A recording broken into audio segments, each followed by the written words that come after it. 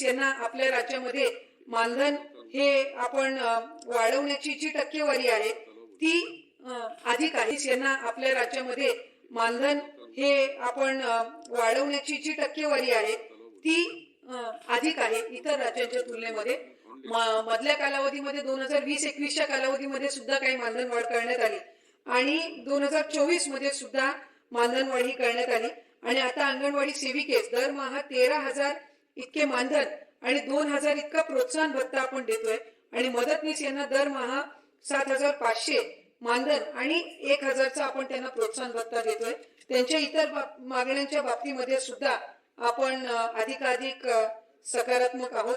सन्मान्य आमदार, सध्या महाराष्ट्र राज्यामध्ये पावसाळी अधिवेशन सुरू आहे. विधानसभेमध्ये अनेक जे काही योजना असो किंवा निर्णय असो घेतले जात आहे. तसेच महिला व बालविकास मंत्री आदितीताई तटकरे यांनी सुद्धा त्यांचं म्हणणं मांडलेलं आहे.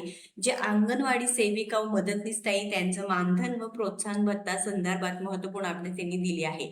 पण यामध्ये वाढ करण्यासंदर्भात त्यांनी एक महत्वपूर्ण जो निर्णय आहे ते सुद्धा सांगितला आहे. तो म्हणजेच काय, अजून जे काही अंगणवाडी सेविका ताई किंवा जे मदतनीसताई त्यांची मागणी आहे ते पूर्ण करण्याचा आम्ही प्रयत्न करू. अंगणवाडी सेविका ताईंचे किंवा मदतनीसताईंचे जे काही मागणी असतील किंवा जे काही मानधन प्रोत्साहन संदर्भाच्या अडचणी असतील ते आम्ही पूर्णपणे निर्णय घेऊ, हे सुद्धा मंत्री आदितीताई तटकरे यांनी सांगितलेलं आहे. त्यांनी जे विधानसभेत बोलताना हे सुद्धा सांगितलं की आपल्या राज्य सरकारच्या माध्यमातून महाराष्ट्र राज्यामध्ये जास्तीत जास्त करून अंगणवाडी सेविका असो मदतनीसताई असो त्यांचे मानधन व प्रोत्साहन भत्ता वाढ करण्यात आला आहे.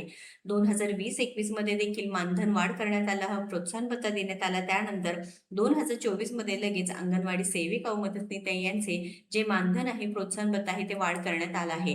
तर त्यांनी हे सुद्धा सांगितलं की अंगणवाडी सेविका ताईंना प्रति महिना 13,000 रुपये मानधन मिळतं व प्रोत्साहन भत्ता 2,000 रुपये मिळतं. तसेच मदतनीसताईंसाठी 7,500 रुपये जे मानधन मिळतं व 1,000 रुपये प्रोत्साहन भत्ता देखील मिळते. अंगणवाडी सेविकांचे मानधन व प्रोत्साहन भत्त्यासाठी आता कोणतीही वाट पाहावी लागणार नाही, कारण सरकारकडून जी निधी आहे ते सुद्धा वाटप आता लवकरात लवकर देण्यात येणार आहे. प्रोत्साहन भत्ता असू दे किंवा मानधन असू दे ते वेळोवेळी अंगणवाडी सेविकाताईंना मदतनीसताईंना त्यांच्या खात्यामध्ये जमा करण्यासाठी नक्कीच इथे सरकार सुद्धा लवकरात लवकर जे निर्णय असतील ते सुद्धा घेणार आहे. कारण अनेक आंदोलनं केली अंगणवाडी सेविका मदतनीसताई यांच्या मानधन वाढीचा प्रश्न आणि प्रलंबित मागण्यावरून जे महाराष्ट्र विधानसभेत विरोधी पक्षांनी आवाज उठवला. मानधन भरीव वाढ करून किमान 30,000 रुपये मानधन देण्याची शासकीय कर्मचाऱ्यांना दर्जा मिळवण्याची प्रमुख मागणी कर्मचारी संघटनांनी लावून धरली होती. यावरती सुद्धा लवकरात लवकर विचार झाला पाहिजे आहे.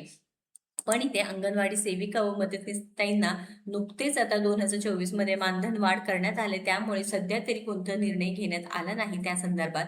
पण 30,000 रुपये मानधन देण्यात यावे यासाठी अनेक आंदोलन सुद्धा पुकारले गेले व अनेक ज्या अंगणवाडी सेविका आहेत किंवा मदतनीसताई यांनी मोर्चा सुद्धा काढला होता.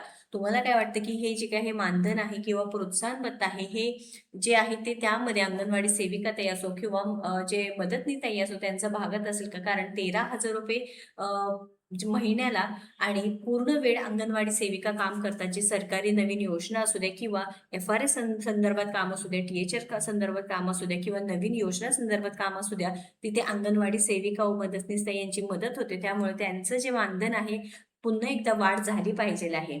महत्वपूर्ण अपडेट आहे, जास्तीत जास्त शेअर करावा. अशाच महत्वपूर्ण अपडेटसाठी आपल्या योजनायात्रा चॅनलला व पेजला फॉलो सबस्क्राईब करा. धन्यवाद.